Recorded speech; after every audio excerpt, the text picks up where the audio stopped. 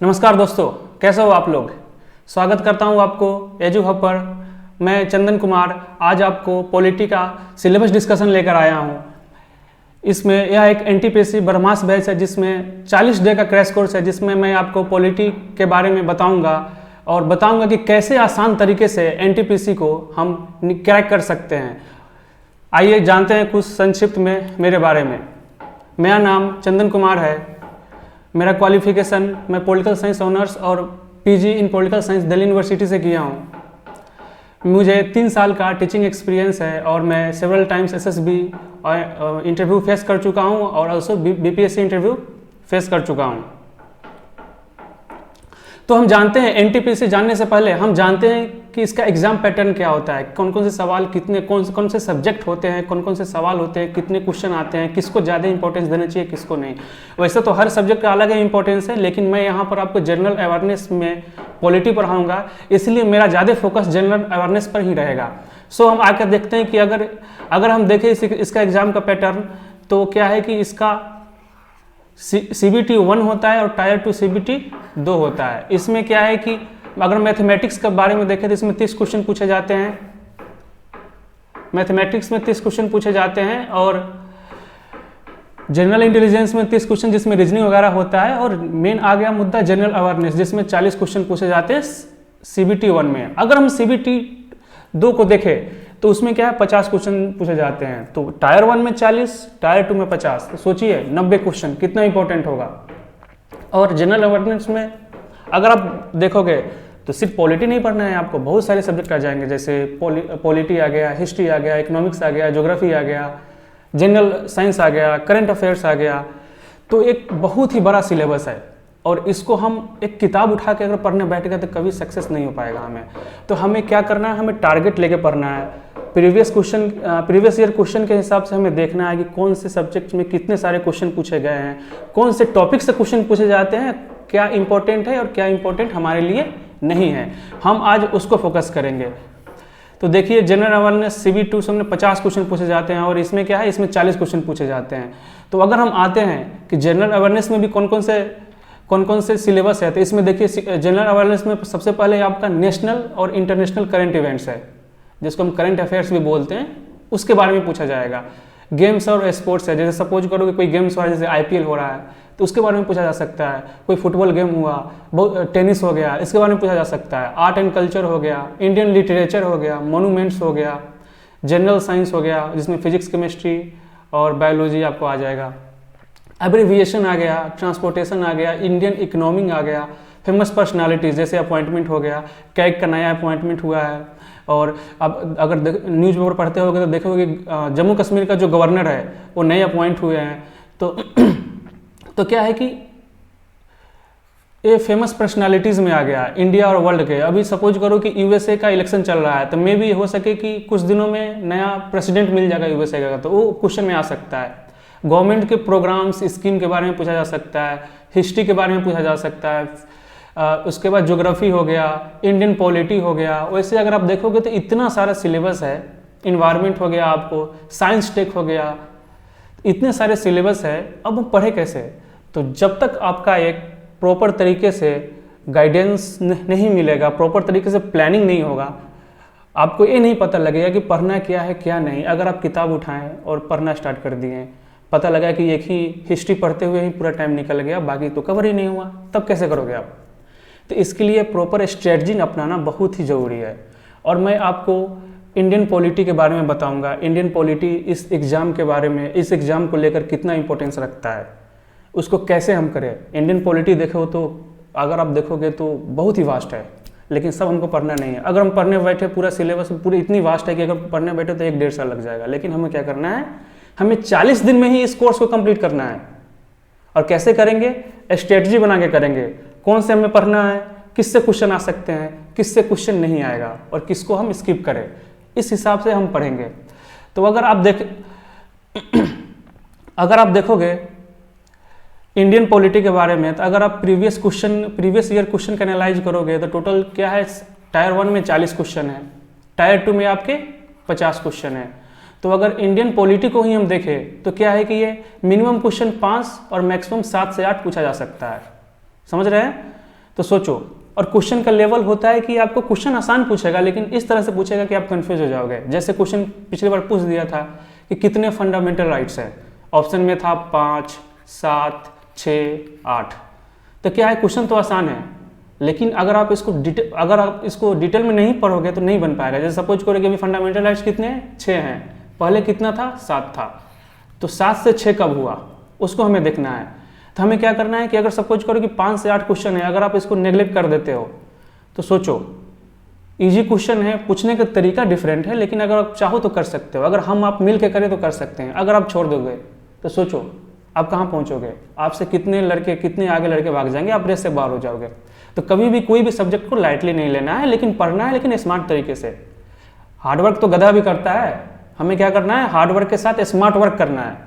Smart work की जरूरत है। अगर आप स्मार्ट वर्क नहीं करोगे सिलेक्शन नहीं हो पाएगा। तो सोचो, मिनिमम क्वेश्चन 5, मैक्सिमम क्वेश्चन 8। अगर इसको आप स्किप कर देते हो तो आप रेस से बाहर हो जाओगे, आपसे हजारों लाखों लड़के आगे हो जाएंगे। तो हमें क्या करना है, पॉलिटी को सही तरीके से पढ़ना है। तो चलो हम आते हैं, देखते हैं सिलेबस के बारे में कि सिलेबस में क्या क्या है, इसको हम कैसे पढ़ेंगे। तो देखिए, अब पहला है एवोल्यूशन ऑफ इंडियन कॉन्स्टिट्यूशन। अब इसमें क्या है, हम पढ़ेंगे कि इंडियन कॉन्स्टिट्यूशन का ओरिजिन कैसे हुआ है। बहुत सारे एक्ट हैं, जब इंडियन फ्रीडम स्ट्रगल चल रहा था तो इंडियन काउंसिल एक्ट आए, उसके बाद चार्टर एक्ट आए। तो शुरू से लेके अंत तक हम पढ़ेंगे कि उससे कैसे हमारा इंडियन कॉन्स्टिट्यूशन इवॉल्व हुआ है, ठीक है ना। उसके बारे में हम डिटेल में पढ़ेंगे। उसके बाद हम पढ़ेंगे कि इंडियन कॉन्स्टिट्यूएंट असेंबली में कितने मेंबर थे, बहुत सारे कमेटी बने। जैसे प्रीवियस ईयर क्वेश्चन पूछ चुका है कि ड्राफ्टिंग कमेटी का हेड कौन था, तो उससे बहुत सारी कमेटी है, उसको कौन कौन ने हेड किया था, उसके बारे में पढ़ेंगे। इंडियन कॉन्स्टिट्यूशन को बनाने में कितने साल लगा। और कभी कभी आप सुने होंगे कि इंडियन कॉन्स्टिट्यूशन कुछ नहीं है, बाहर से उठाया गया है। जनरली हम बोलते हैं कि इंडियन कॉन्स्टिट्यूशन बोरो किया गया है, तो एक गलत है सही हो तो बात की चर्चा है, लेकिन हम एग्जाम ओरिएंटेड क्या है कि सोर्स पूछे जाते हैं। सपोज करो सोर्स पूछ दिया आपसे, फंडामेंटल राइट्स है, ये कहाँ से लिया गया है, डीपीएसपी है, ये कहाँ से लिया गया है, समझ रहे हैं, प्रोविजन ऑफ इमरजेंसी है, कहाँ से लिया गया है, समझ रहे हो ना। तो ऐसे बहुत सारे सोर्सेज हैं जिसके थ्रू हमारा जो कॉन्स्टिट्यूशन बना है वो फॉरेन कंट्री से उठाया है, ठीक है। और किसी भी अच्छे चीज़ को लेकर उठा कर लाना है हमारे लिए बुरी बात नहीं है, वो तो अच्छी ही बात है। बहुत सारे आर्टिकल है, अब आर्टिकल देखोगे तो आर्टिकल का मतलब बहुत सारे हैं, लगभग 450 के आसपास आर्टिकल है। अब सबको याद करने बैठोगे थोड़ी, पागल हो जाओगे, कभी याद नहीं होगा आपसे, क्या किसी से याद नहीं होगा 450 आर्टिकल। इसमें हमें क्या करना है, हमें कुछ इंपॉर्टेंट आर्टिकल को याद करना है। अब कैसे करेंगे, सोचो।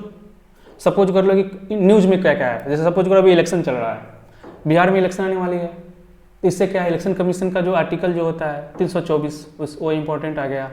सपोज करो गवर्नर का कोई प्रॉब्लम चल रहा है, जो अभी राजस्थान केस में चल रहा था, या कोई नया गवर्नर अपॉइंट हुआ, तो गवर्नर कौन से आर्टिकल से अपॉइंट होता है।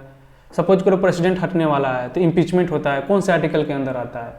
सपोज करो कि अभी किसी स्टेट में प्रेसिडेंट रूल लग गया तो कौन से आर्टिकल के अंदर आता है। तो हमें क्या करना है कि इंपॉर्टेंट आर्टिकल को रखना है। जैसे सपोज करो कि अभी क्या है, कैग, नया कैग बना है, तो कैग कौन से आर्टिकल के अंदर आता है, किस आर्टिकल के थ्रू कैग के बारे में प्रोविजन दिया गया है, तो ये सब हम पढ़ेंगे। उसके बाद हम लोग पढ़ेंगे अमेंडमेंट्स। अमेंडमेंट पढ़ोगे तो अभी देखोगे अमेंडमेंट तो इंडिपेंडेंस के बाद अभी तक है ना मोर देन 100 अमेंडमेंट्स हो चुके हैं, लेकिन हमको सबको याद नहीं रखना है, जो इंपॉर्टेंट है याद रखना है, लास्ट 5 अमेंडमेंट को याद रखना है।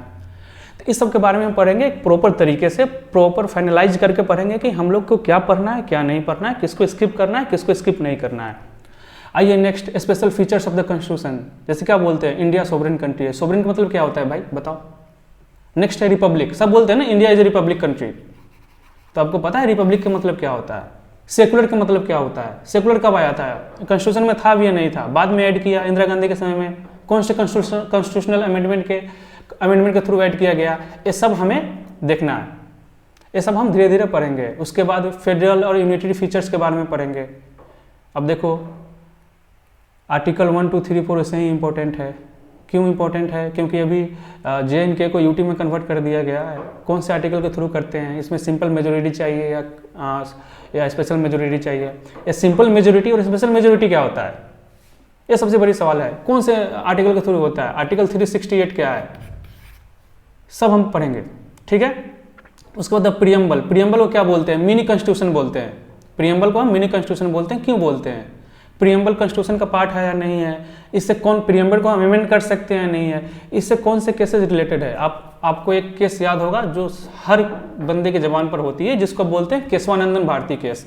केशवानंदन भारती केस, और इसलिए न्यूज में है, एक क्वेश्चन पूछा भी जा सकता है, इसलिए न्यूज में है कि केशवानंदन भारती जो थे, केरला के थे, उनकी अभी मृत्यु हुई है।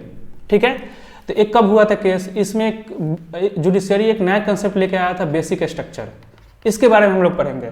ठीक है, अब आप देखोगे कि जब इंडिया आज़ाद हुआ था, इंडिया जब आज़ाद हुआ था तो उसमें देखोगे मोर देन 500 छोटे छोटे स्मॉल सेक्शन ऑफ पार्ट्स मतलब बटे हुए थे। जूनागढ़ ले लो, इधर हैदराबाद ले लो, उधर आप ले लो JNK ले लो, ऐसे बहुत सारे छोटे छोटे प्रिंसली स्टेट, छोटे छोटे प्रोविंस थे। तो इसको इंटीग्रेट करना बहुत ही मुश्किल था। इसलिए तो बोलते हैं सरदार वल्लभ भाई पटेल ने बहुत आयरन मैन क्यों बोलते हैं, बहुत ही इंपॉर्टेंट रोल प्ले किया था, जिसमें क्या हुआ था कि बहुत सारे स्टेट को कैसे किए थे वो हम पढ़ेंगे। जम्मू कश्मीर का क्या रिलेशन था पहले इंडिया के साथ, कब सेसीड किया इंडिया में, सब हम डिस्कस करेंगे। उसके बाद स्टेट, अब देखोगे तो क्या हुआ कि जब हम सब कर लिए तो स्टेट का रीऑर्गेनाइजेशन की बात होने लगी। सारे स्टेट डिमांड करने लगे कि हम पंजाबी है तो पंजाबी स्टेट चाहिए, हम तमिल है तो तमिल स्टेट चाहिए, हम मलयालम है तो मलयाली स्टेट चाहिए, मराठी है तो मराठी चाहिए। अभी भी डिमांड हो रहा है बोडोलैंड हमें चाहिए, ये चाहिए वो चाहिए। तो क्या हुआ कि रीऑर्गेनाइज कैसे किया गया, कैसे तमिलनाडु से पहले मद्रास प्रोविंस था, तमिलनाडु से कैसे आंध्र प्रदेश का क्रिएशन किया गया, इससे कौन कौन से कमेटी बैठे गए, इसके बारे में हम डिस्कस करेंगे। Reorganisation of state. अगला आ जाता है बहुत ही इंपॉर्टेंट, सिटीजनशिप। इसलिए इंपॉर्टेंट आ जाता है कि आपको सबको पता होगा कि CAA, जो मुद्दा काफ़ी हॉट, काफ़ी गर्म रहा है मार्केट में। अब CAA क्या है, इस अमेंडमेंट में क्या दिक्कत है, कौन कौन से आर्टिकल सिटीजनशिप को कवर करता है, जो इंडियन कॉन्स्टिट्यूशन में है। CAA में क्या दिक्कत है, क्यों प्रॉब्लम हो रहा है, इसका प्रोविजन क्या है, इससे बांग्लादेश की प्रतिक्रिया क्या है, पाकिस्तान की, अफगानिस्तान की प्रतिक्रिया क्या है, कौन कौन से रिलीजन को हम CAA के थ्रू बाहर से अंदर ले रहे हैं, अपने कंट्री में लेकर सिटीजनशिप दे रहे हैं, इसको डिस्कस करेंगे। कौन से रिलीजन को नहीं दे रहे हैं, कौन कौन से कंट्री से ले रहे हैं। तो यहाँ पर सिर्फ पॉलिटी कवर नहीं होगा, पॉलिटी के साथ साथ आपका एक तरह से इंटरनेशनल जो इशूज है ना, वो भी हम लोग कवर करेंगे धीरे धीरे। अगला आ गया आपका फंडामेंटल राइट्स। अगर आप देखो तो फंडामेंटल राइट्स एक एज अ पॉलिटी स्टूडेंट या एज अ NTPC की तैयारी करते हो या कोई भी एग्जाम की तैयारी करते हो, पॉलिटी जानना जो ही नहीं है कि आप तैयारी करते हो तभी जानो। पॉलिटी या फंडामेंटल राइट्स, मौलिक अधिकार जिसको बोलते हैं, सबका एक अपना हक है कि आपको सबको पता होना चाहिए कि मेरा राइट्स क्या है, कब मेरा राइट्स वायलेट्स हो रहा है, कब नहीं हो रहा है। अब क्वेश्चन पूछा जा चुका है कि कितने फंडामेंटल राइट्स होते हैं, कितने फंडामेंटल राइट्स होते हैं, 6 होते हैं, 7 होते हैं, 8 होते हैं, 9 होते हैं, ऐसे ऑप्शन आए हुए हैं। इसमें कौन कौन से होते हैं, 6 फंडामेंटल राइट्स है तो उसमें कौन है, उसको हम डिस्कस करेंगे लाइन बाय लाइन। उसके बाद हम पढ़ेंगे कि आर्टिकल 32 क्या है, सबसे इंपॉर्टेंट है, जिसको अम्बेडकर ने क्या बोला था, बाबा साहब अम्बेडकर ने क्या बोला था, soul of the Indian constitution. क्यों बोला था? ये रीट है, रीट के बारे में बताया है। रीट कितने होते हैं? 5 होते हैं। कौन कौन होते हैं उसको हम एक ट्रिक के तरीके से याद करेंगे, क्योंकि 5 रीट है ना, अगर आप देख लोगे तो आपको याद ही नहीं होगा, गारंटी है। तो हम क्या बोलेंगे, इसको हम ट्रिक के तरीके से याद करेंगे, कैसे याद करते हैं, और एक एक रीट है वो क्या बताता है हमें, बढ़िया से करेंगे, देसी लैंग्वेज में, देसी भाषा में, सही तरीके से, कि सही लॉन्ग टर्म तक याद रहे। ठीक है। अगला हम पढ़ेंगे डायरेक्टिव प्रिंसिपल, कौन से आर्टिकल इसके अंदर आते हैं, कौन कौन से आर्टिकल आते हैं। फंडामेंटल ड्यूटीज़, फंडामेंटल ड्यूटीज़ क्या है, कब लाया गया था, इंदिरा गांधी लाई थी, क्यों लाई थी भाई। इस कमेटी, जो इस फंडामेंटल ड्यूटीज़ का जो कमेटी सजेस्ट किया था, उस कमेटी का नाम क्या है। ये जो सिंपल क्वेश्चन है, वन लाइनर पूछ सकते हैं आपसे, क्या करोगे आप। अब फंडामेंटल ड्यूटीज़ के 11 आप ड्यूटीज़ याद कर लो, लेकिन आपको पता ही नहीं है कि इस ड्यूटीज़ को जब कमेटी किसने रिकमेंड किया था, कब लाया गया था। ये जब पता ही नहीं है तो याद कर क्या करोगे, गलती तो उसे ही करना है। तो हमें क्या करना है कि सपोज करो कि हम एक क्वेश्चन डिस्कस कर रहे हैं, तो उस क्वेश्चन के अलावा उसके जो 4 ऑप्शन है उससे और क्या क्वेश्चन बन सकते हैं, हम उसको डिस्कस करेंगे। उसके बाद क्या होगा कि और आगे क्या क्या पूछे जा सकते हैं उसको हम डिस्कस करेंगे। जैसे सपोज करो कि आपसे एक पूछ दिया, क्या पूछा है कि अगर MP है उसका मिनिमम एज क्या होता है, अगर आप लोकसभा के लिए चुनाव लड़ना चाहते हो तो आपका मिनिमम एज क्या होता है। तो सपोज करो कि मिनिमम एज क्या होता है, अगर मिनिमम एज कुछ भी हो मान लो, ठीक है। तो हम तो लोकसभा का जान लिए, लेकिन हम क्या करेंगे इसके बाद, ये नहीं कि हम इस क्वेश्चन को यहीं तक सीमित कर दें, हम जानेंगे कि राज्यसभा के लिए एज चाहिए। प्रेसिडेंट के लिए क्वालिफिकेशन, मतलब प्रेसिडेंट के लिए एज अगर प्रेसिडेंट लड़ते हो तो उसके लिए कितने एज चाहिए। उसके बाद हम वाइस प्रेसिडेंट के लिए कितने चाहिए, गवर्नर के लिए कितने चाहिए। तो वैसे क्या है ना कि एक क्वेश्चन के साथ हम बहुत सारे क्वेश्चन को हम डिस्कस करेंगे। तो इससे क्या होगा कि एक क्वेश्चन आया, इससे बहुत सारे जगह जहाँ तक होगा वहाँ हम लोग पैर को क्या करेंगे, फैला लेंगे और सारे को इकट्ठे करके एक साथ लेके रट लेंगे। और क्या है कि पढ़ना नहीं है, हमें दिमाग से और सही स्मार्ट तरीके से, लॉजिकल तरीके से, ट्रिक के साथ पढ़ना है। वो ट्रिक सब पता लगेगा, सब धीरे धीरे पता लगेगा आपको। नेक्स्ट है अमेंडमेंट। अब अमेंडमेंट क्या है भैया, बहुत अमेंडमेंट कैसे होता है। कॉन्स्टिट्यूशन में कोई भी चीज़ को लिखने के लिए क्या करोगे आप, कॉन्स्टिट्यूशन में लिखना है आपको, ठीक है ना। तो लिखने के लिए क्या करोगे, सपोज करो अभी 6 आर्टिकल है, 6 फंडामेंटल राइट्स है, 7वां ऐड करना है, तो कॉन्स्टिट्यूशन में लिखोगे ना। लिखने के लिए अमेंडमेंट करोगे। तो अमेंडमेंट कैसे करोगे, सिंपल, उसका क्या सिंपल मेजोरिटी है या स्पेशल मेजोरिटी है, ये दोनों में डिफरेंस क्या होता है, कौन से में सिंपल मेजोरिटी यूज करेंगे, कौन से में स्पेशल मेजोरिटी यूज करेंगे, समझ रहे हो। तो इसके बारे में पढ़ेंगे। आर्टिकल 368 क्या है, ये हमेशा न्यूज में क्या होता है। आर्टिकल 368 और 13 आर्टिकल जो 13 एक दूसरे से कैसे रिलेटेड है, इसको हम डिस्कस करेंगे, ठीक है। अगला आ गया जिसको हम बोलते हैं डेमोक्रेसी ऑफ इंडिया, का जो पिलर है इसी पर टिका हुआ है, वो पार्लियामेंट ऑफ इंडिया, ठीक है ना। अब देखोगे कि तो पार्लियामेंट में कितने पार्ट्स होते हैं, प्रेसिडेंट का, लोकसभा का, राज्यसभा का। अब तीनों का रोल कितना है, तीनों में मेंबर क्या है, तीनों का इलेक्शन का प्रोसीजर क्या होता है, ठीक है ना। अगर बिना मेंबर का आप मिनिस्टर बन सकते हो कि नहीं बन सकते हो, तो कितने महीनों के लिए बन सकते हो।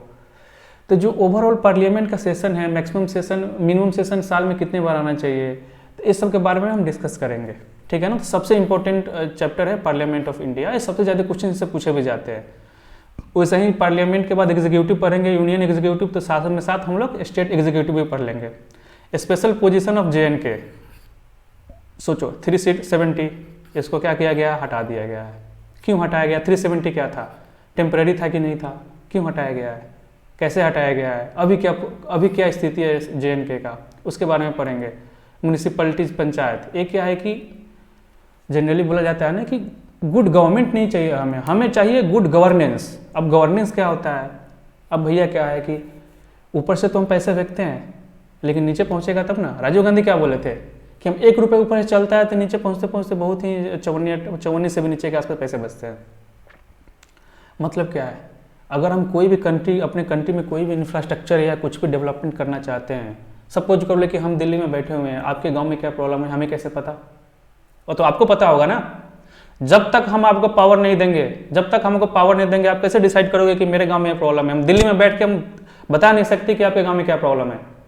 तो क्या है ना कि इसको कैसे करोगे, डिसेंट्रलाइज करोगे पावर को ऊपर से लेके नीचे को आना, ठीक है ना, उसको डिसेंट्रलाइज बोलते हैं। तो क्या है कि आप नीचे वाले को पावर दोगे, अब नीचे वाले को पावर दोगे तो उसके पास पावर आएगा, वो अब डिसाइड करेगा कि करना क्या है, इस गांव का डेवलपमेंट कैसे होगा वो डिसाइड करेगा, ना कि आप, क्योंकि रियल में उसको पता है कि प्रॉब्लम क्या है, आपको नहीं पता है। तो इसके लिए क्या हुआ कि पंचायती राज और म्यूनिसिपैलिटीज का गठन किया गया। अब कब गठन किया गया है, इंडिपेंडेंस के बाद किया गया। इसको कॉन्स्टिट्यूशनल स्टेटस कब मिला उसके बारे में डिस्कस करेंगे। सुप्रीम कोर्ट हमेशा न्यूज में रहता है, हाई कोर्ट, सुप्रीम कोर्ट, और पता भी होना चाहिए। अभी हाथरस कांड हुआ था, हाथरस केस हुआ था, उसमें क्या हुआ है कि high court, Allahabad high court ने क्या करा, सुओ मोटो केस लिया। अब सुओ मोटो क्या होता है, डायरेक्ट क्वेश्चन आ सकता है कि what do you mean by suo motu, इसको अब बताओ। इसके बारे में डिस्कस करेंगे। इलाहाबाद है, आपको पता ही होगा इंदिरा गांधी का कितना इलाहाबाद से क्या रिलेशन है, वो सब डिस्कस करेंगे।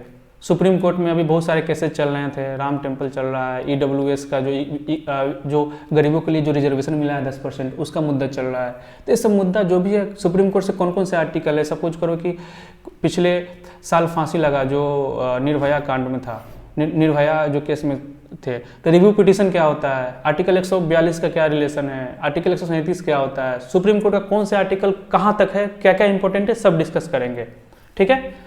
उसके बाद इंटर स्टेट काउंसिल हो गया। अब इंटर स्टेट काउंसिल क्या होता है बताइए आप।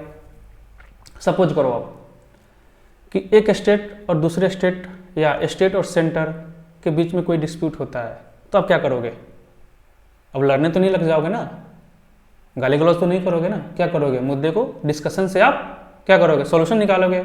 जब होता है ना कि थेसिस एंटीथेसिस, तो जिससे क्या बनता है, सिंथेसिस। मतलब क्या है कि अगर हम अपना बात रखूंगा, आप अपना बात रखोगे, तो क्या होगा कि जो प्रॉब्लम है उसको सॉर्ट आउट कर सकते हैं। तो ये क्या है, इंटर स्टेट काउंसिल, इसके बारे में हम पता करेंगे। नेक्स्ट है फाइनेंस कमीशन, प्लानिंग कमीशन, सब के बारे में पता करेंगे। फाइनेंस कमीशन, अभी नया फाइनेंस कमीशन जो आया उसके कमेटी का हेड क्या है उसके बारे में डिस्कस करेंगे। प्लानिंग कमीशन जो था पहले था, अब नहीं है, अब क्या आ गया है, नीति आयोग। अब क्वेश्चन पूछ सकता है वन लाइनर कि भैया नीति आयोग आया है, प्लानिंग कमीशन को कब हटाया गया, नीति आयोग कब आया। ये पीसीएस में क्वेश्चन पूछ दिया था कि नीति आयोग कब आया, डेट पूछ दिया था 2014, 2015, 2016, 2017, ऐसे क्वेश्चन पूछते हैं भैया। नेक्स्ट है national development council, national integration council. ये सबको हम क्या करेंगे, धीरे धीरे सबके बारे में पढ़ेंगे। और सबको हमें क्या करना है ना कि हमें बाबा नहीं बनना है कि चलो उठाएं और सब चीज़ पढ़ डालें, ऐसे कभी नहीं करना है।